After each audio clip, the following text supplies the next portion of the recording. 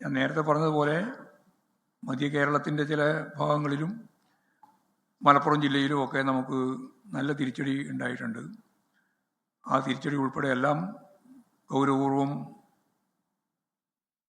ഫലപ്രദമായ രീതിയിൽ പരിശോധിച്ച് തിരുത്തലുകൾ വരുത്തി മുമ്പോട്ടേക്ക് പോകണം എന്ന് തന്നെയാണ് ഞങ്ങൾ ആഗ്രഹിക്കുന്നത്.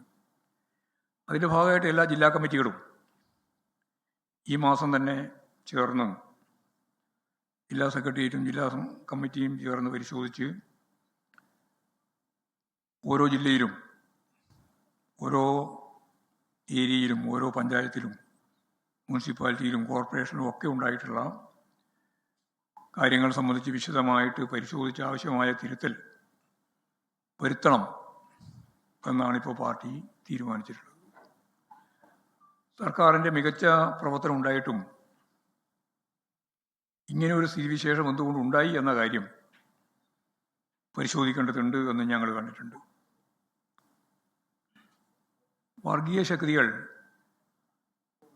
അതിപ്പോൾ ജമാഅത്തെ ഇസ്ലാമിയും അതുപോലെ തന്നെ SDPI ഉൾപ്പെടെയുള്ള വിഭാഗം നല്ല പ്രചാരവേല കമ്മ്യൂണിസ്റ്റ് വിരുദ്ധ ആശയം രൂപപ്പെടുത്താൻ വേണ്ടി ലീഗിനും കോൺഗ്രസിനും വേണ്ടി ഉപയോഗിച്ചിട്ടുണ്ട്.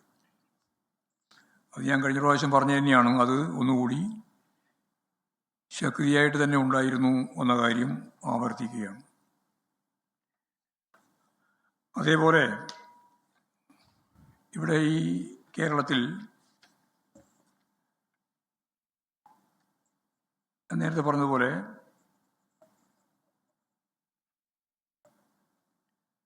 BJP ഇപ്പോഴും അതിൻ്റെ സ്വാധീനം നഗരസഭയിൽ നേടിയിട്ടുള്ള അല്ല ഈ ഇവിടെയുള്ള കോർപ്പറേഷൻ്റെ ഭാഗമായിട്ടുള്ള വിജയത്തെ തുടർന്ന് ഒരു വലിയ രീതിയിൽ മുന്നേറ്റം സൃഷ്ടിച്ചിരിക്കുന്നു എന്ന് പറയാനാണ് ശ്രമിച്ചുകൊണ്ടിരിക്കുന്നത്. പക്ഷേ സൂക്ഷ്മതലത്തിൽ പരിശോധിച്ചാൽ ജില്ലാ പഞ്ചായത്തുകളിൽ അവർക്ക് കഴിഞ്ഞ പ്രാവശ്യം ഉണ്ടായിരുന്ന സീറ്റ് ഇപ്രാവശ്യം ഇല്ല.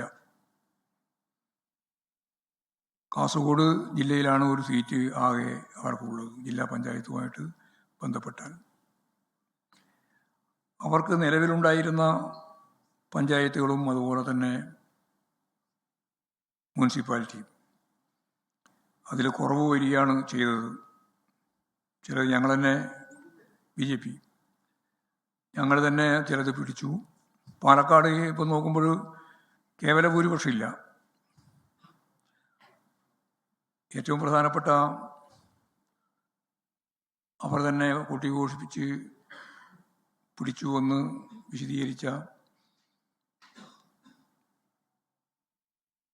പത്തനംതിട്ടയിലെ ശബരിമലയുമായി ബന്ധപ്പെട്ട് ഒക്കെ പറഞ്ഞ പന്തളം ഇടതുപക്ഷ ജനാധിപത്യ മുന്നണി ജയിച്ചിരിക്കുകയാണ്. ലോകത്തെവിടെയായാലും ഏത് സമയത്തും 24 വാർത്തകളും ഓഗ്മെന്റഡ് റിയാലിറ്റി പാക്കേജുകളും എക്സ്പ്ലെയിനറുകളും വിശദമായി കാണാൻ ഞങ്ങളുടെ യൂട്യൂബ് ചാനൽ നിങ്ങൾക്ക് സബ്സ്ക്രൈബ് ചെയ്യാം.